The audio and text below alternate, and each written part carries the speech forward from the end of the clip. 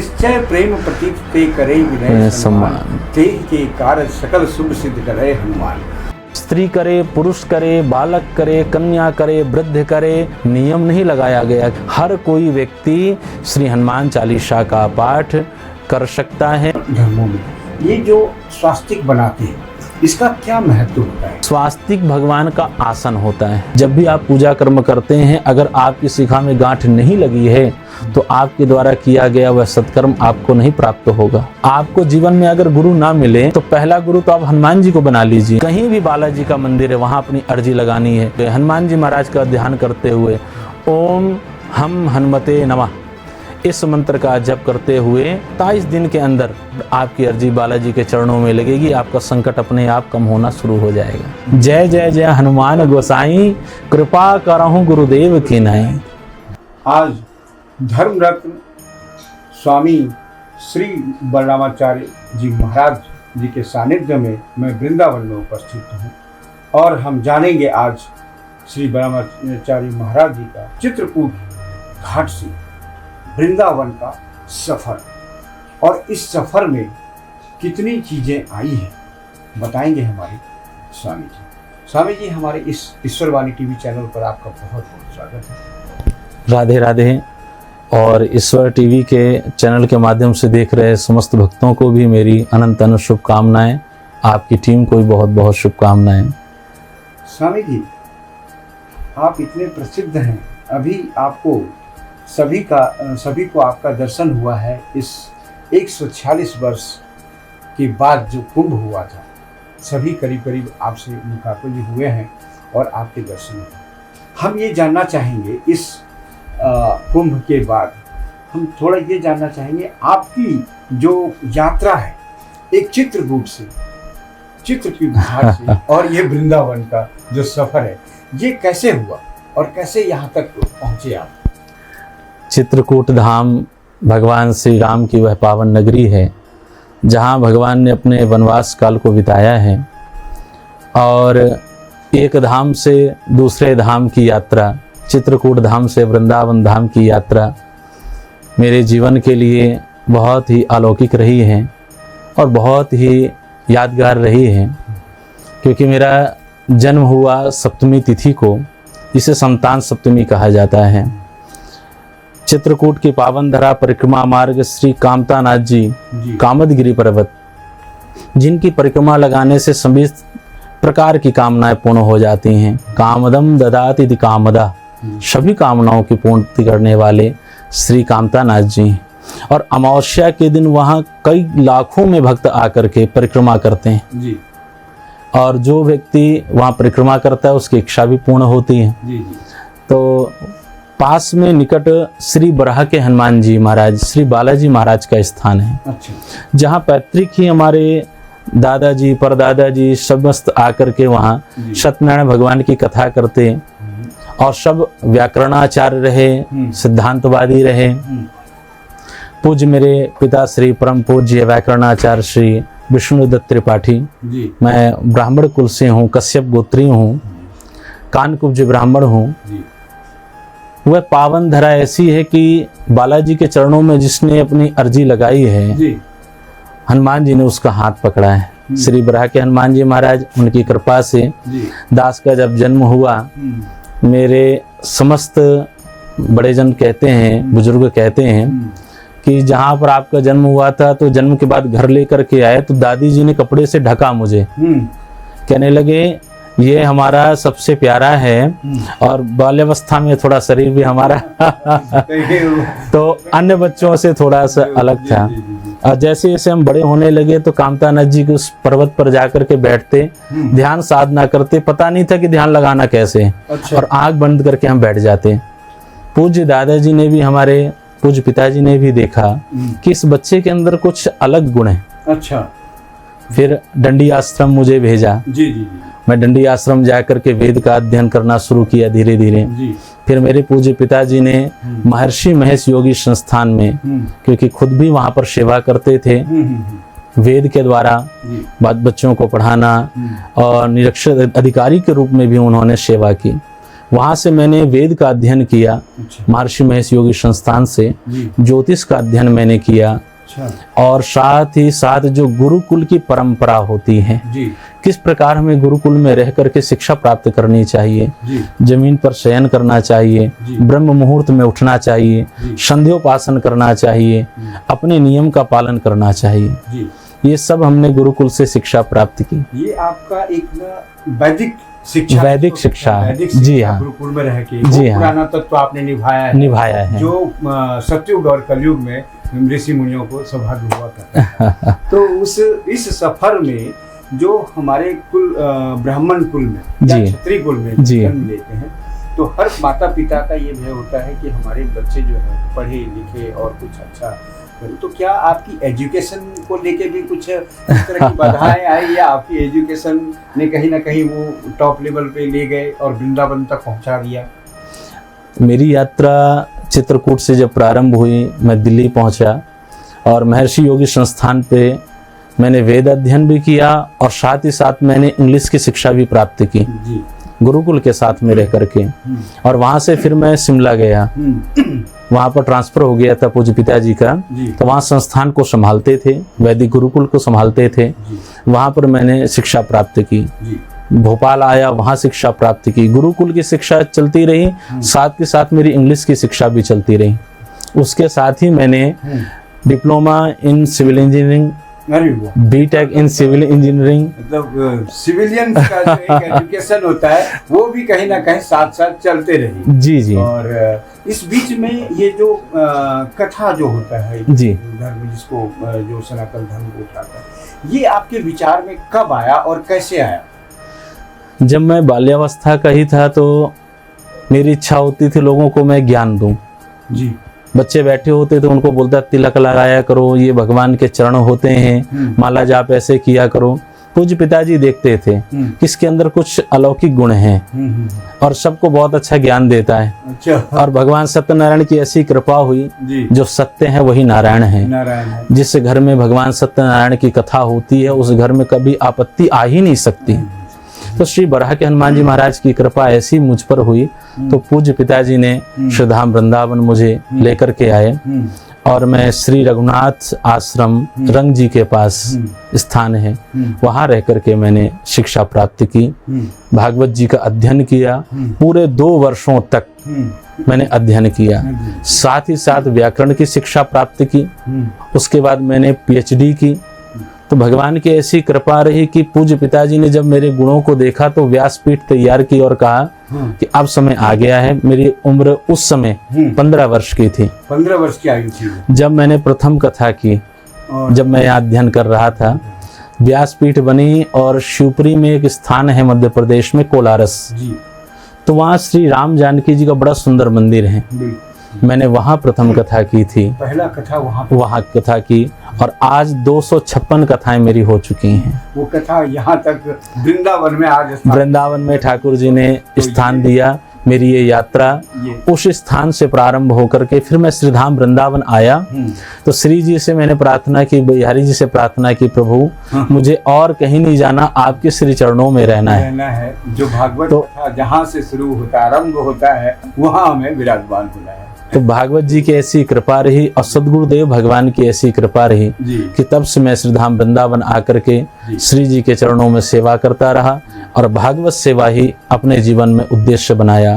लीला मृत रसोन्मत्ता कथा मात्र के जीवना, अपने जीवन को यही साधन मात्र मान लिया कि मुझे भगवान की कथा करनी है, और वह भी बिना पैसे की। मैं आज तक जितनी भी कथा हमने की हैं, कई लोग कहते हैं कि स्वामी जी को बुलाने के लिए लाखों रुपए खर्च करने पड़ते हैं। स्वामी जी को बुलाने के लिए किसी को 1 रुपए भी खर्च नहीं करना, मैं निःशुल्क कथा करता हूँ। लेकिन जो टीम है, जो मेरे साथ कैमरा है, साधन है, साज है, उन सब के पेट है, रोजी रोटी है, उनका कार्य है। तो उन लोगों के लिए साधन के अनुसार जो उनकी दक्षिणा लगती है वो उनको प्रदान की जाती है। वैसे भी ब्राह्मण कुल में जन्मे हैं तो होता है इतना।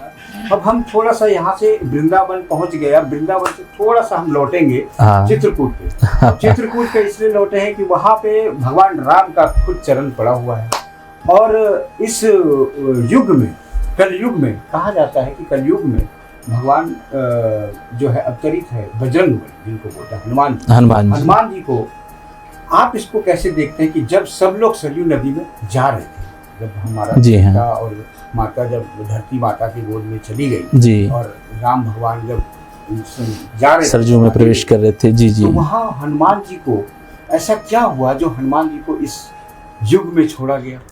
क्या इसके ऊपर हमारी जो ईश्वर वाणी के जो जो हमारे दर्शक हैं, जो भक्त हैं, उनको शायद सही नॉलेज नहीं ज्ञान प्राप्त हो रहा है, क्योंकि आपने बहुत ज्ञान हासिल किया है। स्वामी जी, मैं चाहूँगा इस पर थोड़ा सा व्याख्या करें। ईश्वर वाणी चैनल पर एक संत की वाणी के द्वारा मार्गदर्शन दिया जाएगा और जितने भी ईश्वर वाणी चैनल के माध्यम से देख रहे हैं समस्त भक्तगण, श्रद्धालुगण, ये भगवान की एक लीला है। भगवान ने इस धरातल पर जब अपनी लीला को पूर्ण किया तो सरजू मैया में अपने शरीर को उन्होंने प्रवेश करवाया, लेकिन विभीषण जी महाराज और श्री हनुमान जी महाराज सरजू मैया में नहीं गए और उनको आदेश किया हनुमान जी को, अश्वत्थामा बलिर्व्यासो हनुमांश्च विभीषणः कृपा परशुरामश्च सप्तैते चिरजीवना। ये सप्त चिरंजीवी हैं जिनका स्मरण करने से हमारी आयु की वृद्धि होती है, हमारा कभी भी दुर्घटना या कोई भी हमारे ऊपर ऐसी विपत्ति नहीं आती जो व्यक्ति इन 7 चिरंजीवी का नाम लेता है। और चिरंजीवी का आशीर्वाद देने वाले राम जी नहीं है, माता जानकी हैं। माता जानकी ने कृपा की और अशोक वाटिका में एक आशीर्वाद दिया, हे हनुमान, मेरा आशीर्वाद है कि तुम चिरंजीवी हो, चारों युग पर ताप तुम्हारा, एक युग नहीं है, चारों युग पर तुम्हारा ताप है, सतयुग पे है, त्रेता पे है, द्वापर पे है, कलयुग पे है, चारों पे तुम्हारा ताप रहेगा। और जो तुम्हारी शरण में चला गया, जो तुम्हारी भक्ति करेगा, उसके अंदर सब प्रकार के गुण आएंगे, क्योंकि आप बुद्धि के दाता हैं, ज्ञान के दाता हैं और बल के दाता हैं। बल बुद्धि विद्या देहु मोहि हरहु कलेश विकार। हर प्रकार के कलेशों को दूर करने वाले, अष्ट सिद्धि नव निधि के दाता। ये आशीर्वाद माता जानकी ने दिया है कि आप चिरंजीवी रहें। तो माता जानकी के उसी आशीर्वाद से और राम जी की आज्ञा से श्री हनुमान जी महाराज इस कलयुग में भी रह करके राम भक्ति में लीन रहते हैं। और वैसे श्री बराह के हनुमान जी महाराज, प्रगटे हुए हनुमान जी महाराज श्री बालाजी सरकार के रूप में हैं। एक उदाहरण तो आपके सामने गढ़ा में श्री बागेश्वर धाम सरकार विराजित हैं, जहाँ पर जिनके मन में शंका होती है वहाँ जाने के बाद शंका दूर हो जाती है। मेहंदीपुर श्री बालाजी सरकार, सालासर धाम श्री बालाजी सरकार, यह वह स्थान है जहाँ पर जाने से हमारे समस्त संकट दूर हो जाते हैं। आज गुरु के बिना कुछ भी प्राप्त नहीं होता है। गुरु बिन भवनिधि तरहि न कोई, जो विरंच शंकर सम होई। आपको जीवन में अगर गुरु ना मिले तो पहला गुरु तो आप हनुमान जी को बना लीजिए। जय जय जय हनुमान गोसाई, कृपा करहु गुरुदेव की नाई। और ब्राह्मण ही केवल गुरु बनने योग्य है और आप किसी को गुरु नहीं धारण कर सकते हैं। जो शरीर ब्राह्मण का होगा आप उसी को ही जीवन में गुरु धारण कर सकते हैं। जब आप मस्तक पर तिलक लगाते हैं, वह मस्तक पर तिलक लगाया हुआ भगवान के चरण होते हैं। राम जी के चरणों में 24 चरण चिन्ह हैं और बाएं में 24, टोटल 48 चरण चिन्ह भगवान के पैरों में होते हैं। और वैसे ही माता जानकी के जो भगवान के दाहिने पग पर हैं वो माता जानकी के वाम पग पर होंगे, जो भगवान श्री राम जी के वाम पग पर हैं वो माता जानकी के दाहिने पग पर होंगे। ये एक विशिष्ट महिमा है भगवान के चरण चिन्हों की। एस्ट्रोलॉजी को लेकर, अध्यात्म को लेकर सनातन धर्म में और धर्मों में ये जो स्वास्तिक बनाते हैं, इसका क्या महत्व होता है और क्यों होना चाहिए इसका? बहुत सुंदर, बहुत सुंदर। ज्योतिष शास्त्र 6 शास्त्रों में से एक है जिसको हम ज्योतिष शास्त्र कहते हैं। उत्तर भारत और दक्षिण भारत सबकी पद्धतियां अलग हैं। एक सबकी पद्धति होती है, नियम होते हैं। जैसे कि शिखा पर गांठ लगाए बिना, शिखा ग्रंथि बिना कर्म ना कुर्याद वै कदाचन। जब भी आप पूजा कर्म करते हैं, अगर आपकी शिखा में गांठ नहीं लगी है तो आपके द्वारा किया गया वह सत्कर्म आपको नहीं प्राप्त होगा। जनेऊ धारण किया है वैदिक ब्राह्मण ने, मस्तक पर तिलक है और शिखा है, तभी वह पूजन कराने योग्य है, तभी पूजन कराने योग्य है। और 14-15 साल के, कुछ 10 साल के बच्चों को व्यासपीठ में बिठाल देते हैं, 3 महीने में 6 महीने में कहते हैं भागवत वक्ता बन जाएंगे, भागवत कथा सुनाने लगेंगे। इससे धर्म का लोप होता है, क्षति होती है। धारणा धर्म इत्यायु, जो धारण किया जाए वो धर्म होता है। लेकिन बिना शिक्षा के, बिना ज्ञान के मैं आपको इंजेक्शन दूं और कहूं इस व्यक्ति को इंजेक्शन लगा दीजिए, क्या आप इंजेक्शन लगा सकते हैं? आपने वो शिक्षा ग्रहण नहीं की तो आप उसको नहीं कर सकते हैं। आपको ऑपरेशन करने के लिए मैं कह दूं कि आपको इनका ऑपरेशन करना है, तो आप कहेंगे गुरुजी मैंने डॉक्टरी की कोई शिक्षा प्राप्त नहीं की है। जब आपने गुरुकुल की शिक्षा प्राप्त नहीं की, गुरुकुल में रह करके अध्ययन नहीं किया, व्याकरण शास्त्र को नहीं पढ़ा है, भागवत को नहीं पढ़ा है। श्रीमद् भागवत महापुराण क्या है? विद्यावताम भागवते प्रसिद्धेव विषय गंभीर अनुमीयते उपलभ्यन्ते चास्योपरि नाना भाषासु निबद्धा बहुविधा व्याख्या बहुसाष्टी कृता संति। अनेक अनेक व्याख्या है श्रीमद् भागवत महापुराण में, और 17 पुराणों का जो सार है 18वें पुराण के रूप में वो श्रीमद् भागवत महापुराण है, जिसमें 18,000 श्लोक, 12 स्कंद, 335 अध्याय, जिसके अंदर महाभारत की कथा भी है, श्री राम जी की कथा भी है, श्री कृष्ण जी का चरित्र भी है, सब कुछ सार है वो श्रीमद् भागवत महापुराण में। और भगवान का जो अवतार, कल की अवतार होने वाला है, उसका भी व्याख्यान हमें श्रीमद् भागवत महापुराण में प्राप्त होता है। संभल ग्राम मुख्यस्य ब्राह्मणस्य महात्मना, कहते हैं कि संभल ग्राम में जन्म होना है भगवान कल्कि का, कल के प्रादुर्भविष्यति, कल्कि भगवान का जन्म होगा संभल में, और विष्णु यस उस ब्राह्मण का नाम होगा जहां पर कल्कि भगवान का अवतार होना है। 4,32,000 वर्ष आयु ये कलयुग की बताई गई, 4,32,000, और अभी तो 5,200 कुछ वर्ष ही व्यतीत हुए हैं, अभी बहुत सा समय बाकी है। लेकिन इसी बीच में आप जैसे महात्मा, आप जैसे गुरु का जो दर्शन हो रहा है, वो कहीं ना कहीं आज हमें थोड़ा सा सुकून महसूस हो रहा है। उसका कारण क्या है कि पिछले 14 वर्ष में अगर देखते हैं तो सनातन धर्म एक भटकता हुआ धर्म बन गया था। लेकिन हम आज कहीं ना कहीं, अगर हमारे देश के प्रधानमंत्री मोदी जी हैं जो अध्यात्म से लेस है, और उनके आने के बाद जो परिवर्तन दिखा है, जो संगठन दिखा है, मैं नाम लेना चाहूंगा धीरेन्द्र शास्त्री जी का, जिन्होंने कि इस समय राष्ट्र की बिल्कुल माना है। बिल्कुल। और आपको मैं मानता हूं कि आपने बहुत अच्छा सनातन धर्म के लिए उठाया है। तो क्या ये भटकाव जो हमारे कथावाचक थे, जो अज्ञानी थे, इससे पहले जो करते थे, इसमें कुछ वुमेन्स भी आई हैं, कुछ महिलाएं भी आई हुई, तो क्या ये भटकाव उनकी देन है? और इसको रिपेयर जिसे कहते हैं हमारी भाषा में, तो क्या आप जैसे स्वामी जैसे लोग इसको ठीक करके एक सनातन धर्म का स्थापित और राष्ट्रभक्ति कैसे संबंधित है? बहुत सुंदर, बहुत सुंदर। Silence is not always a sign of weakness. कभी कभी क्या होता है, कुछ समय से व्यक्ति शांत रहता है, लेकिन जब वो जागृत होता है तो एक बहुत विशाल रूप से जागृत होकर के, वो उसकी कमजोरी नहीं है कि उस समय वो शांत है।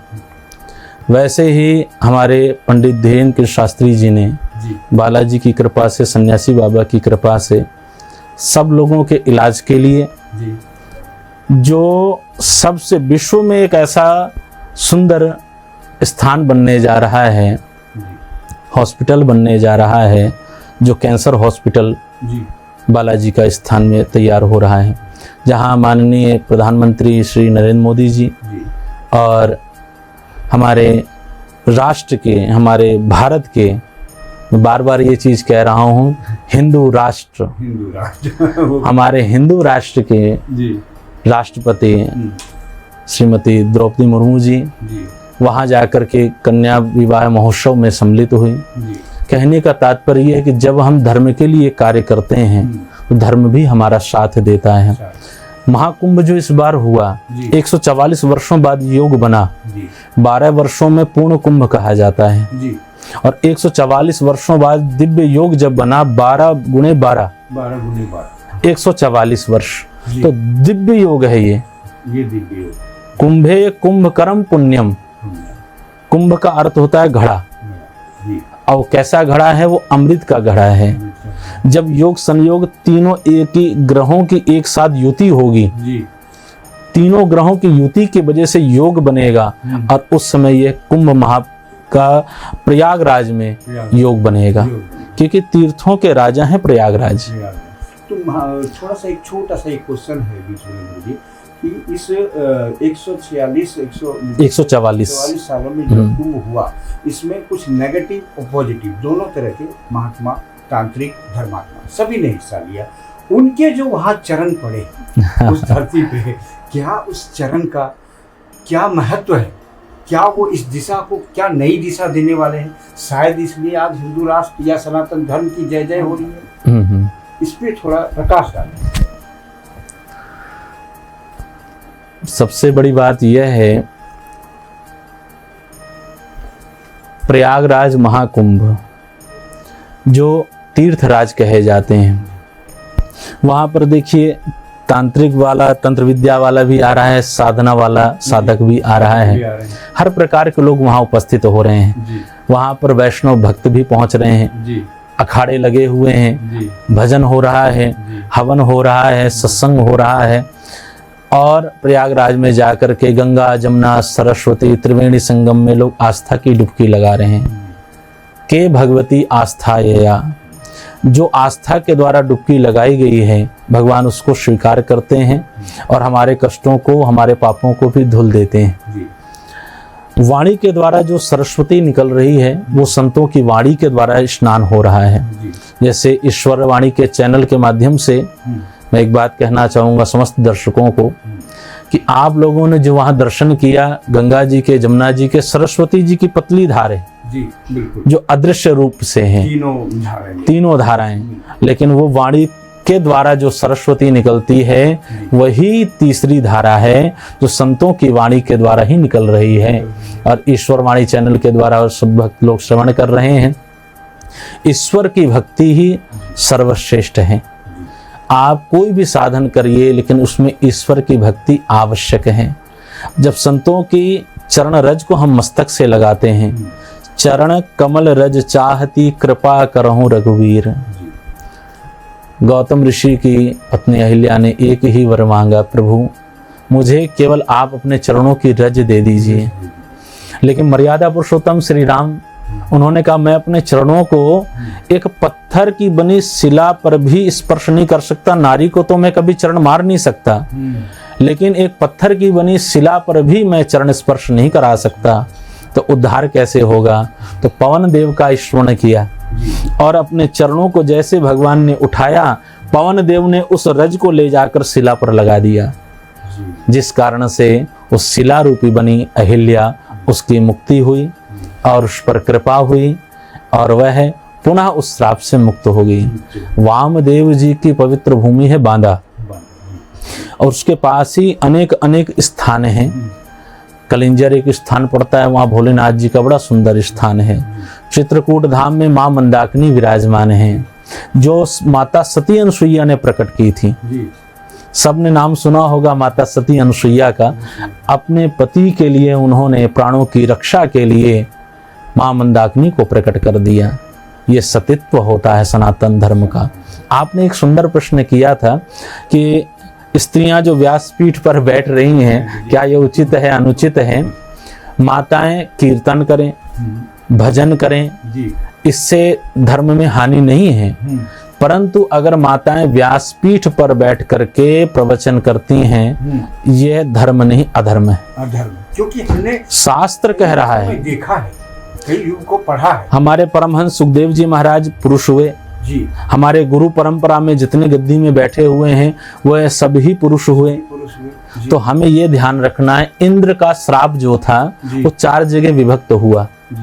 एक जल में बुलबुले के रूप में, जी एक पेड़ में गोंद के रूप में, जी। एक पृथ्वी में गड्ढे के रूप में, और चौथा माताओं में मासिक धर्म के रूप में। मासिक ये इंद्र का श्राप था जिसको 4 जगह विभाजित किया गया। जी। इसलिए माताओं का गर्भ बहुत पवित्र होता है, लेकिन ये जो महीने में मासिक धर्म का समय आता है उस समय 5 दिनों की अशुद्धि होती है, और उन्होंने पहले ही डेट ले ली होती है। भागवत कथा के 7 दिन की हमारी बुकिंग है। जी जी तो विचार कीजिए उस समय पर आप व्यासपीठ पर बैठ करके प्रवचन कर रही हैं, और एक कथावाचिका है, नाम तो नहीं लूंगा, उन्होंने एक बात कही थी कि पहले का समय ऐसा था तो लोग वैसी बात करते थे कि ये चीज़ नहीं ग्रहण करना, ऐसा नहीं खाना। उन दिनों में व्यासपीठ में बैठ करके कथा कर सकते हैं, कोई दोष नहीं, लेकिन शास्त्र में अनुमति नहीं है।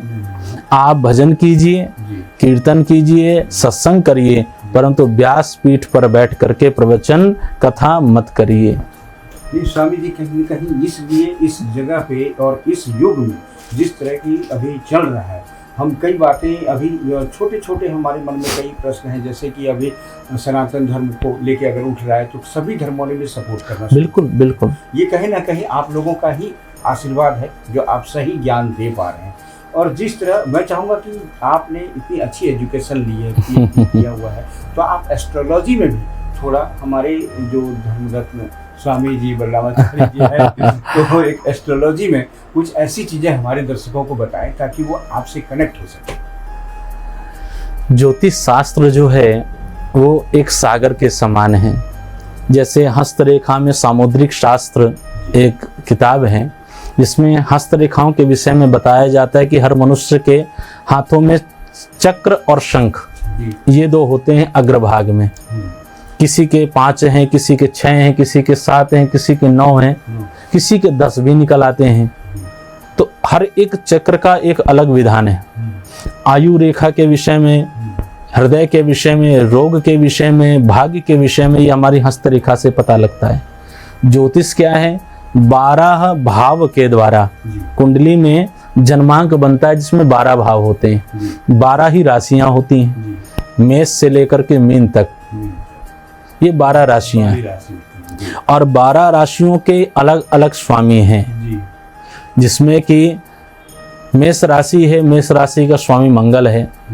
वृष राशि है, वृष राशि का स्वामी शुक्र है। मिथुन राशि है, मिथुन राशि का स्वामी बुध है। कर्क राशि का स्वामी चंद्र है। सिंह राशि का स्वामी सूर्य है। ऐसे सब ग्रहों के अलग हैं। धनु और मीन का गुरु है। मकर और कुंभ का दोनों का शनि है। इस प्रकार ये सप्त ग्रह बताए गए हैं। ये जीवन पे प्रभाव पड़ता है। ये जीवन पे प्रभाव पड़ता है। गुरुजी। जो आपने प्रश्न किया था बड़ा सुंदर, कि स्वास्तिक कोई भी हम कार्य करते हैं उसमें स्वास्तिक क्यों बनाते हैं? विवाह आदि कार्य हो, गृह प्रवेश हो, महालक्ष्मी की आप पूजा करते होंगे, ईश्वरवाणी चैनल के माध्यम से मैं ये बात कहना चाहूँगा कि जब भी आप कोई भी सत्कर्म करिए उसमें आप स्वास्तिक जरूर बनाइए, और आप बनाते भी होंगे, लेकिन आपको पता नहीं होगी कि स्वास्तिक क्यों बनाया जाता है। गणेश जी के पुत्र का नाम है शुभ और लाभ। शुभ और लाभ, ये गणेश जी के पुत्र का नाम है, इसीलिए शुभ लाभ हम लिखते हैं। और रिद्धि सिद्धि ये पत्नी है गणेश जी की। तो जब हम स्वास्तिक बनाते हैं तो उसमें 4 पग होते हैं, धर्म अर्थ काम मोक्ष, ये 4 पैर हैं। स्वास्तिक भगवान का आसन होता है। 2 शब्दों से ये शब्द निर्माण हुआ है। जब हम भगवान को विराजित करते हैं तो कोई आसन देते हैं। जब आपके घर में भी कोई आएगा तो आप उसको चेयर देंगे, सोफा बैठने के लिए देंगे। तो भगवान जब बैठेंगे तो उनके लिए आसन चाहिए। परंपरा सदियों से आ रही है। तो देखिए कितनी सुंदर परंपरा। पहले गोबर का लेपन होता था, उसकी चटाइयाँ हुआ करती, और कितना सुंदर वहाँ पर चटाई बिछा करके तो दीवार पर स्वास्तिक बनाते थे। पूजा की थाली में स्वास्तिक बनाया जाता है कि प्रभु आप इस पर विराजित होएं, इस पर आप बैठें। ये स्वास्तिक का चिन्ह बनाया जाता है। और दरवाजे पर भी हम लोग स्वास्तिक बनाते हैं, ये भगवान का आसन है कि प्रभु आप इस पर विराजित हो जाएं। झंडा लगाते हैं, झंडा में हनुमान जी का वास होता है, इसलिए झंडा लगाया जाता है कि हनुमान जी महाराज का पहरा हो, जिससे भूत पिशाच निकट नहीं आवे, महावीर जब नाम सुनावे। बालाजी महाराज की ऐसी भव्य कृपा होती है जहाँ हनुमान जी की ध्वजा हो, स्वास्तिक का चिन्ह हो, ओमकार, जहाँ पर ओम लिखा है ये बिंदु से, तो वहाँ पर कभी भी नेगेटिविटी प्रवेश नहीं कर सकती। किसी भी प्रकार से कोई दूसरी ऊर्जा का प्रवेश नहीं हो सकता। 7 ग्रह से 9 ग्रह तब इसलिए बन गए जब ये स्वरभानु नाम का राक्षस 2 भागों में बदल गया, राहु और केतु, वहाँ से विकल्पित हो गए और ये 9 ग्रह बन गए। 9 ग्रह बन गए, तब से इनको 9 ग्रह की संज्ञा दी गई है। अब यानी 9 ग्रह की संज्ञा जी हाँ, सही दी जाती। बिल्कुल। चलते चलते हम धर्म रत्न स्वामी बलरामाचार्य जी से एक जो है आशीर्वाद के तौर पे हम जानेंगे स्वामी बलरामाचार्य जी का आशीर्वाद और साथ में धीरेन्द्र शास्त्री जी का आशीर्वाद, क्योंकि दोनों हनुमान जी के निश्चय प्रेम प्रतीक ते करे विनय सम्मान, ते के कार्य सकल शुभ सिद्ध करे हनुमान। तो इसमें जो है ये व्याख्या, इसका जो है थोड़ा सा वर्णन और आपका जो है फिर से ईश्वर वाणी पे स्वागत। कितनी सुंदर चौपाई है जी। और ईश्वर वाणी के चैनल माध्यम से जो ईश्वर की वाणी ही है और बड़ा ही सुंदर कार्य कर रही है। देश विदेशों में भी भक्त लोग बड़े भाव से श्रवण करते हैं। और महाकुंभ में जब मैं मिला, मुझे बड़ा अच्छा लगा पूरी टीम से मिल करके। और महाकुंभ का अद्भुत संयोग था और मैं मानता हूँ कि महाकुंभ से ही ये मंथन होने के बाद अमृत रूप में ईश्वर वाणी हमें प्राप्त हुई है। और सब लोग बड़े भाव भक्ति के साथ जो सत्य हैं उसको चैनल पर लेकर के, संतों की वाणी को लेकर के सब तक सत्य को पहुंचा रहे हैं। और आज तो हमारा विनोद मंडल जी बड़े भाई साहब के मार्फत आज आपसे दर्शन होने का बहुत बड़ा सौभाग्य प्राप्त हुआ है। तो अब छोटा सा ये हम चलते चलते अपने भक्त को बजरंगबली की भक्ति कितनी करनी चाहिए? क्या 40 दिन पढ़नी चाहिए या फिर उसकी भक्ति में लीज होना जाना चाहिए? क्योंकि आप उनके वहाँ से आते हैं और वहीं से आपका ग्रंथ शुरू हुआ था, अब हम वहीं चित्रकूट पर लौट रहे हैं। श्री बालाजी महाराज की बड़ी कृपा है। और एक ही बात कहूँगा मैं, जो 7 बार पाठ कर कोई, छूट ही बंधी महासुख होई। जो सत का अर्थ होता है 100, और यहाँ पर लिखा है जो, स्त्री करे, पुरुष करे, बालक करे, कन्या करे, वृद्ध करे, कोई भी व्यक्ति करे, इसमें जो शब्द लिखा है, जो 7 बार पाठ कर कोई। नियम नहीं लगाया गया कि आप नहीं कर सकते या आप नहीं कर सकते या आप नहीं कर सकते। हर कोई व्यक्ति श्री हनुमान चालीसा का पाठ कर सकता है। और जिसने 100 बार कर लिया, जो 7 बार पाठ कर कोई, छूट ही बंदी, हर प्रकार के बंधनों से वह व्यक्ति मुक्त हो जाता है। जिसने श्री बालाजी महाराज का दिव्य, श्री तुलसीदास जी ने कितनी सुंदर रचना की है और इसका नित्य ही हमको पाठ करना चाहिए। 100 पाठ करने के बाद तो अपने आप ही सिद्धि प्राप्त हो जाती है। जी। और नियम के साथ अगर आप पालन करेंगे, हनुमान जी के 5 मुख हैं और भगवान के दिव्य 5 मुखों में 5 प्रकार के गुण हैं। उनका ध्यान करके बालाजी महाराज का कोई भी आप चोला चढ़ाइए, हनुमान जी को अर्जी लगाइए नारियल की, हनुमान जी को फल बहुत, केला बहुत प्रिय है, वो आप उनको अर्पण करिए, लड्डू बहुत उनको प्रिय है, वह उनको अर्पण कीजिए, और तांबूल अर्पण करिए। देखिए सबसे अधिक महत्व होता है पान का। यह भी समुद्र मंथन से उत्पन्न हुआ है पान, इसीलिए तांबूल अर्पण करना चाहिए, तांबूल का विधान है। और श्री हनुमान जी महाराज को जब हम अर्जी लगाएं तो अर्जी का नियम आपके चैनल के माध्यम से मैं बताना चाहूँगा कि अगर आपको श्री बालाजी महाराज के चरणों में अपनी अर्जी लगानी है, बागेश्वर धाम सरकार के चरणों में अर्जी लगानी है, कहीं भी बालाजी का मंदिर है वहाँ अपनी अर्जी लगानी है, घर बैठे अर्जी लगानी है, तो एक आप लाल कपड़ा लीजिए, एक पानी वाला नारियल लीजिए और साथ में 7 लौंग, 1 सुपारी, उसी के साथ में आपको बांध देना है। बहुत ध्यान रखने वाली बात। और बालाजी महाराज का ध्यान करते हुए, हनुमान जी महाराज का ध्यान करते हुए ओम हम हनुमते नमः इस मंत्र का जप करते हुए उसको आप अपने पूजा स्थान में रख दीजिए या हनुमान जी के मंदिर में जा कर के अपनी अर्जी लगा दीजिए। 27 दिन के अंदर आपको अनुभूति होगी और आपकी अर्जी बालाजी के चरणों में लगेगी, आपका संकट अपने आप कम होना शुरू हो जाएगा। ये अद्भुत उपाय है। जय जय बोले हनुमान जी महाराज की, श्री बागेश्वर धाम की, श्री बराह के हनुमान जी महाराज की, श्री चित्रकूट धाम की, श्री बांके बिहारी लाल की, श्रीमन नारायण भगवान की जय जय। श्री राधे श्याम। और ईश्वरवाणी चैनल के माध्यम से देख रहे समस्त भक्तों को, वैष्णव भक्तों को अनंत अनंत शुभकामनाएं। अधिक से अधिक आप लोग संतों की वाणी का श्रवण कीजिए, शेयर कीजिए, धर्म के पथ पर चलते रहिए। बहुत बहुत शुभकामनाएं पूरी टीम को। राधे राधे। स्वामी जी के चरणों में दंडवत प्रणाम। संजीव चौहान। जय हो संजीव जी।